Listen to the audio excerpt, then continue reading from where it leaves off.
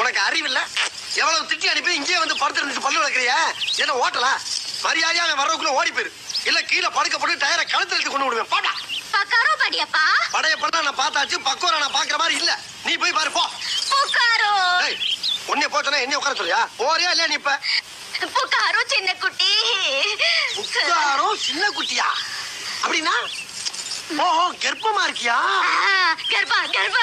அடி பாவி, இந்த நேரம் பார்த்து அவன் வந்தான்னா இந்த கர்ப்பத்தை ஏன் நல்லா கட்டிடுவான். அதுக்கு எனக்கு வயசும் இல்ல அனுபவம் இல்ல. உன் காலில் வந்து கும்புற, நீ போ போ. பாடா கர்ப்பா, தோசா கர்ப்பா, இட்லி கர்ப்பா.